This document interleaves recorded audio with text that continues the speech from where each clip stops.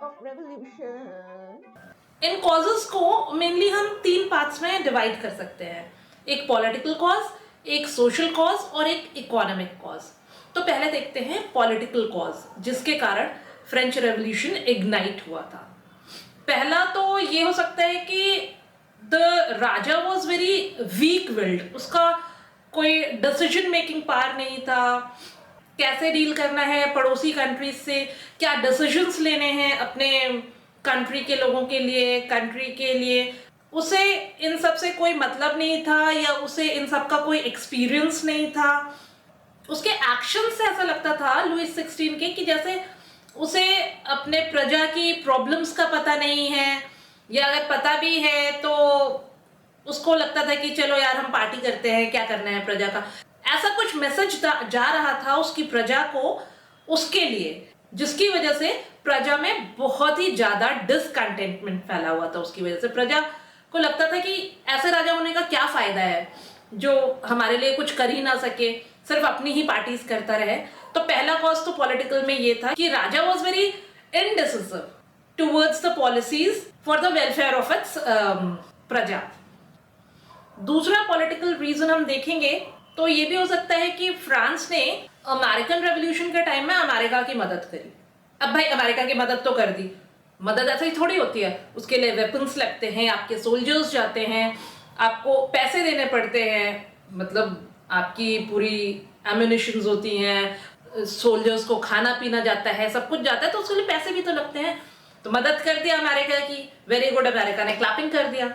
उस मदद को करने के लिए इनके पास पहले ही पैसे नहीं थे, पैसे कहाँ से अरेंज होंगे। तो ये हुआ था कि पहले तो इन लोगों ने डेट ले लिया था, जो फ्रांस ने दूसरे लोगों से उधार ले लिया कि चलो भाई, अब उधार तो ले लिया लेकिन अब उसको चुकाना भी तो था। आपके पास खुद के लोगों को खिलाने के लिए पैसे नहीं है और आपने और उधार भी ले लिया, तो आप उसको कैसे निकालोगे? आम जनता पर टैक्सेशन करके।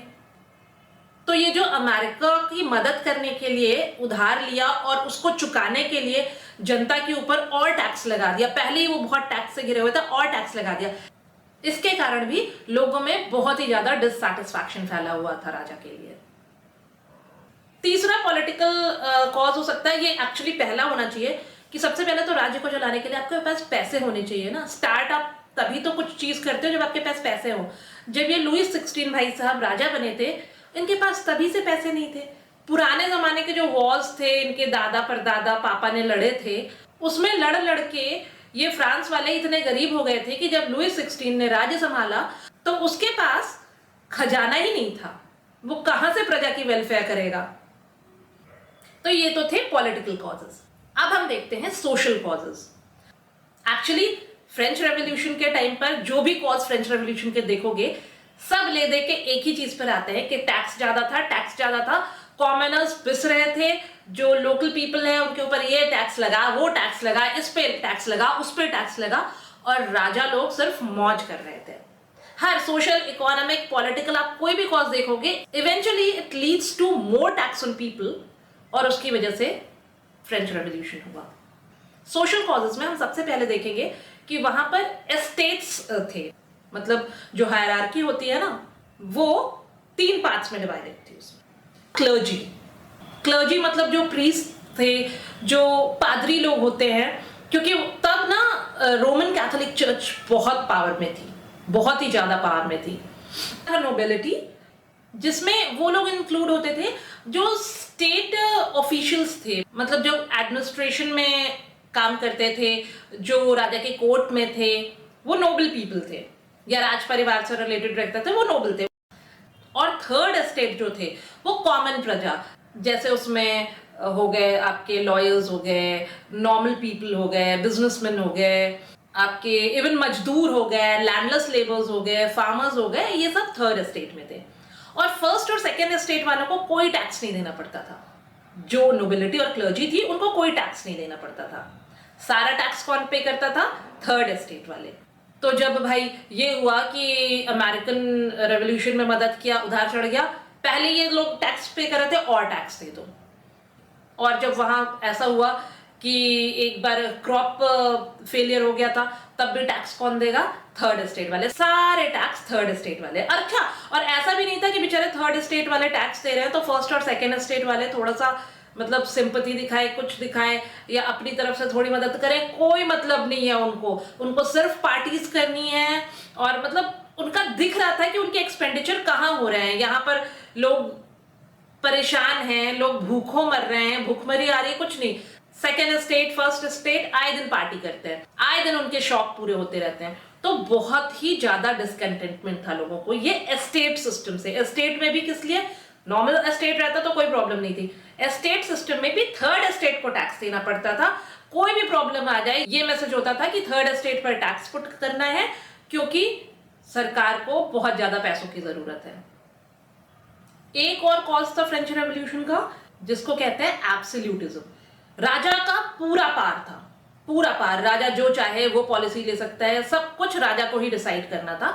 कॉमनर्स का वहां कोई रोल नहीं था, कोई उनको कुछ कह भी नहीं सकता था। और उसका एक बड़ा कारण था कि लोग मानते थे कि जो राजा जी है ना, और राज परिवार जो है, वो उनका डिवाइन कनेक्शन होता है भगवान के साथ। भगवान उनको इसलिए भेजते हैं कि वो हम पर राज करें, हमारी प्रॉब्लम्स को समझे, और हमारा उनको क्वेश्चन करने का कोई राइट नहीं है। इसलिए अभी तक तो लोग कोई क्वेश्चन नहीं करते थे, क्योंकि राजा है, डिवाइन कनेक्शन है। ये बहुत स्ट्रॉन्ग इनहेरिटेड बिलीफ थी वहां के लोगों में। राज परिवार कुछ भी करे, कोई क्वेश्चन नहीं करता था। But when this rajkumari rani Maria Antoinette, when she came to France, और राजा जी तो भाई कोई डिसीजन नहीं ले पाते थे, तो मैरी एंटोनेट जो है, उनका फ्रेंड सर्कल ज्यादा था। She used to take favour for her friends, और उन फ्रेंड्स में मेल फ्रेंड्स भी थे। और लोगों को लगा कि she must be having some scandals outside her marriage. So people began to think कि वो जो डिवाइन कनेक्शन होता है ना भगवान का और राजा का, वो नहीं है। अदरवाइज उनके फैमिली में ऐसा कैसे हो, राज घराने में ऐसे स्कैंडल्स की बातें। The people began distrusting the royal family. तो उसकी वजह से जो राजा की एब्सोल्यूट पावर थी कि मैं जो कुछ भी कहूंगा प्रजा मेरे साइड ही रहेगी, उस पर भी क्वेश्चन खड़े होने लगे। प्रजा ने बोलना शुरू कर दिया कि राजा की एब्सोल्यूट पावर कहाँ है, वो उसकी फैमिली तो गॉड सेंड फैमिली लगती ही नहीं है। So the absolute power of raja started to diminish from that point. एक और सोशल कॉज है रिलीजियस डिसकंटेंटमेंट। अब वहां फ्रांस पर उस टाइम में रोमन कैथोलिक चर्च की बहुत वैल्यू होती थी। हालांकि वो बहुत अच्छा भी करते थे, दे प्रोवाइडेड एजुकेशन, दे प्रोवाइडेड मेडिकल फैसिलिटीज, वो बहुत कुछ भी करते थे, और उनकी बहुत सारी प्रॉपर्टीज थी रोमन कैथोलिक चर्च की। बट जहां भी ये क्वेश्चन आता था ना कि फंड्स रेज करने या कुछ करने, तो क्लर्जी, अच्छा क्लर्जी में भी ना दो टाइप्स के क्लर्जी थे। एक तो जो बहुत अमीर थे, जो मतलब इंजॉय करते थे, जिनको टैक्स नहीं देना पड़ता था, और एक क्लर्जी जो थे वो बहुत डिससेटिस्फाइड क्लर्जी थे, क्योंकि उनको ना 2 जून की रोटी भी कमाने के लिए बहुत मेहनत करनी पड़ती थी। ये जो नीचे लेवल वाले क्लर्जी थे, इनको टैक्स भी पे करना पड़ता था, तो ये भी आम जनता की तरफ आ गए। जब ये फ्रेंच रेवोल्यूशन शुरू हुआ ना, तो they also came to the in support of the third estate. अच्छे वाले जो क्लर्जी थे, जो अमीर क्लर्जी थे, इनको टैक्स नहीं पे करना पड़ता था। इन सब का भी डिसकंटेंटमेंट इनके लोअर टाइप के लोगों में था। और भी क्लर्जीमैन को बहुत सारे फैसिलिटीज अवेलेबल थी जो नॉर्मल पीपल को नहीं थी। तो ये रिलीजियस डिसकंटेंटमेंट भी it was one of the causes of French revolution. एक और सोशल कॉज है बुर्जुआजी, थोड़ी टंग ट्विस्टर है। तो ये जो बुर्जुआजी प्रजाति तो जो थी ना, ये एक्चुअली क्या थे कि ये जो नॉर्मल पीपल थे, जो मिडिल क्लास लोग थे, जो आगे बढ़ना चाहते थे, पॉलिटिकल सिस्टम में अपना दखल अंदाजी करना चाहते थे, वो भी आगे बढ़ना चाहते थे, बट बिकॉज ऊपर नोबिलिटी और क्लर्जी ही विराजमान थे, तो इनको मौका नहीं मिल रहा था आगे जाने का। तो ये जो है बहुत डिससैटिस्फाइड रहते थे। थोड़ा जब से ये लोग पढ़ने लगे थे, मिडिल क्लास वाले थोड़े बढ़ गए थे, तो इनका भी मन करता था यार हम भी ऊपर जाएं, लेकिन ऊपर जाने की कोई जगह ही नहीं थी, बिकॉज सोशल स्ट्रक्चर ऐसा बना हुआ था, ऊपर इनको कोई लेता ही नहीं था। सिर्फ क्लर्जी और नोबिलिटी में उन्हीं के वारिस जो है वही अपना साइकिल चला रहे थे, बार बार उन्हीं के खानदान वाले आ रहे थे, ये ऊपर जा ही नहीं पा रहे थे। तो इनमें भी गुस्सा था, आक्रोश था, इनको भी मौका चाहिए था कि हमें भी ऊपर जाना है। और दूसरा जो एक और चीज आई वहां पर, एज ऑफ इनलाइटनमेंट। देखिए पेपर सस्ता था, प्रिंटिंग सस्ती थी वहां पर, तो न्यूज़पेपर्स छपने लगे। अब ये जो मिडिल क्लास वाले जो है, ये लोग जो पढ़ने लिखने, पहले तो बात तो लोगों को पढ़ना लिखना नहीं आता था, जिन लोगों को पढ़ना लिखना आया, ये बूर्जुआजी को, इन लोगों को जब पढ़ना लिखना आया, ये लोग अब भैया चौराहे पे बैठ के पंचायत लगा के बड़ा बड़ा पेपर पढ़ते थे, रोज रोज पेपर पढ़ रहे हैं। रोज देखो जहाँ चौराहे पर है, अलाव जला लिया, वहां पर ठंड ज्यादा हो रही है, हम मूंगफली खाते हैं, यहाँ पे भुरता वर्ता बनाते हैं, वो भरता वर्ता बनाते होंगे जो भी, उसके साथ पेपर ले गए, बैठने लगे, आज ये हुआ, राजा ने यहाँ पार्टी करी, आज वो पार्टी वहां पर हुई, वर्साई के महल में बड़ी पार्टी हो रही है। एक तो ये वर्साई का महल भैया, मतलब राजा लोग इतनी दूर रहते थे वर्साई के महल में, उनको पता ही नहीं कि उनकी प्रजा जो है रोज रोज उनके बारे में पेपर में पढ़ पढ़ के वर्साई का महल फैंटेसी वर्ल्ड हो गया था उनके लिए। वर्साई का महल की, और वर्साई के महल में ये होता है, वर्साई के महल में ये होता है, हम लोग टैक्स दे रहे हैं, हम लोग पास खाने को नहीं है, ये वर्साई के महल में ये कर रहे हैं। मतलब उनके लिए तो सपना ही होगा ना, वर्साई के महल में हम भी जाएंगे। तो अब लोगों को सबको समझ में आने लगा कि यार वहां पार्टी होती है, रोज चौपाल लगती थी, जगह जगह चौपाल लग रही है, क्योंकि राजा को पता ही नहीं कि वो पेपर प्रिंट हो रहा है, उसमें जगह जगह पे लोगों पढ़ के सुना रहे हैं जो है, और सब एकदम ग्राउंड लेवल वर्कर्स तक को पता चल रहा है कि असलियत क्या है, और लोगों में रिजेंटमेंट फैल गया इस चीज को लेकर कि यार अच्छा ऐसा होता है, क्योंकि सभी को जानकारी हो गई सभी चीज की। अब भैया लोगों में गुस्सा फूटने लगा, सब चीजों को देखकर लोगों को पता चलने लगा इकोनॉमी कैसी है, लोगों को पता चलने लगा हमारे ऊपर टैक्स लगाया जा रहा है, उनको पता चलने लगा उधर से लड़ाई हुई थी, तो जब हमारे पास औकात नहीं थी हम क्यों चले गए लड़ने, हेल्प करने, उस सब की वजह से टैक्स लग रहा है। तो बहुत लोगों में गुस्सा आक्रोश पूरा फूटने लगा उस टाइम पर। इस एज ऑफ एनलाइटनमेंट को भी हम सोशल कॉज में रखते हैं। अब आता है इकोनॉमिक कॉज, उसमें सबसे पहला तो है पॉपुलेशन। भैया पॉपुलेशन बहुत ज्यादा थी वहां पर, पॉपुलेशन ज्यादा थी, खाने को कम था। अब जब खाने को कम होगा, पॉपुलेशन ज्यादा होगी, तो महंगाई भी तो होगी ना। जो ब्रेड आपको 5 रुपए में मिलती है, इतने सारे लोग हैं, डिमांड ज्यादा है उसकी, सप्लाई कम है, तो वो ब्रेड आपको 50 रुपए में मिलती है, लोग बड़ी मुश्किल से खाना खा पाते थे। तो पहला तो था पॉपुलेशन। दूसरा था क्रॉप फेलियर। 1788 में वहां जबरदस्त क्रॉप फेलियर हुआ, हार्वेस्ट नहीं हुआ प्रॉपर।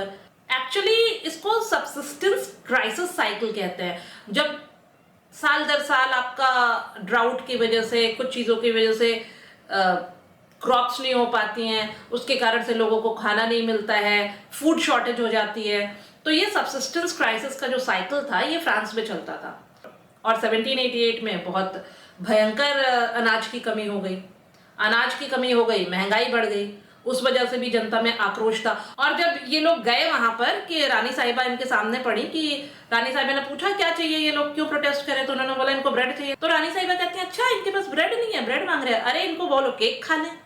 ऐसी तो थी रानी साहिबा। तो ये सबसे भी एक डिस्कंटेंटमेंट तो बढ़ता ही है ना, कि देखो हम इतने खाने की भूखमरी से जूझ रहे हैं और ये राजा रानी को पता ही नहीं है हमारी प्रॉब्लम्स। तो जनता इस कारण से भी राजघराने से बहुत ज्यादा क्रोधित थी। अब ये एक नाम है, इसको जैसे हम पढ़ेंगे तो हम तो बोलेंगे जैकस नेकर, मगर गूगल भाई साहब बोल रहे हैं कि इनको प्रोनाउंस करते हैं जाक नेकर। तो ये जो जाक नेकर जी थे, इन्होंने क्या किया, ये अच्छे थे एक्चुअली, ये कॉमन लोगों की प्रॉब्लम समझते थे। एक्चुअली ये लुइस 16 के राज्य में फाइनेंस मिनिस्टर थे। जब अमेरिका को मदद करने के चक्कर में फ्रांस के पास पैसों की तंगी हुई, तो इन्होंने टैक्स लगाना से ज्यादा बेहतर समझा कि भाई लोन ले लेते हैं हम। तो लोन तो ले लिया, लोन लेके चलो अमेरिका की मदद कर दी, आर्म्स वार्म्स से सब कुछ, लेकिन लोन चुकाना भी तो पड़ता है ना। अब लोन चुकाने के लिए नोबिलिटी और क्लर्जी तो बिल्कुल भी नहीं चुकाएंगे लोन। कहाँ गया, थर्ड एस्टेट जो बेचारा टैक्स पे टैक्स चुका रहा था, उस पे 2-4 टैक्स और लगा दिया, ले भाई तू टैक्स चुका। तो टैक्स तो लगा दिया। अब वहां पर डिसकंटेंटमेंट हुआ लोगों में कि यार हम ही टैक्स पे करे जा रहे हैं, यही हम ही टैक्स पे करे जा रहे हैं। तो वहां के जो पढ़े लिखे लोग, अब जो थर्ड एस्टेट में थे, वो डिमांड करने लगे कि राजा भी तो इतना खर्चा कर रहा है, आप राजा से भी लो टैक्स, ये लो नोबिलिटी से लो, क्लर्जी से लो। तो ये जो नेकर भाई साहब थे, इन्होंने ट्रांसपेरेंसी दिखाने के लिए राजा के खर्चे की एक पूरी स्टेटमेंट पब्लिश कर दी, राजघराने के खर्चे की, जिसमें उसके सारे एक्सपेंसेस, कहां से पैसे आते हैं, कहां पे पैसे जाते हैं, वो दिख गया। अब भाई कितनी भी ट्रांसपेरेंसी दिखाओ, आप कितना भी झोल झाल करो, लेकिन जब ज्यादा पैसा पार्टियों पर उड़ाया जा रहा है वो तो शो होगा ही ना कहीं। और जैसे ही ये डॉक्यूमेंट पब्लिश हुआ, अब ये जो मिडिल क्लास वाले, ये जो थे एजुकेटेड लोग, ये जो चौपाल लगा लगा के बताते थे, सब जगह चौपाल लगा लगा के की बात होने लगी, यार हम तो ये पे कर रहे हैं, वो पे कर रहे हैं, राजा देखो ये करता है वो करता है। अरे लोगों का इतना दिमाग खराब हुआ, इतना दिमाग खराब हुआ, लोगों ने कहा भैया अब तो रेवोल्यूशन लाके ही रहना है, अब तो इस राजा को जो है सबक सिखाना है, राजा को, क्लर्जी को, इन सबको अब हटाओ, अब और सहन नहीं होता, राजा जी पॉलिसीज बदले, हमें नहीं चाहिए ऐसा राजा जो हमारे बारे में सोचता ही नहीं है, या तो राजा ना रहे या तो ये पॉलिसीज ना रहे, सब लोग बराबर टैक्स देंगे। तो ये आवाज आने लगी कि सब लोग बराबर टैक्स देंगे। भाई थर्ड एस्टेट अकेला क्यों पिसे, सब पिसेंगे। अगर फ्रांस में इतनी गरीबी है तो सब लोगों को तो गरीब दिखना चाहिए ना, सिर्फ एक जो प्रजाति है वही क्यों गरीब दिखे, बाकी दोनों प्रजाति क्यों अमीर अमीर दिखे।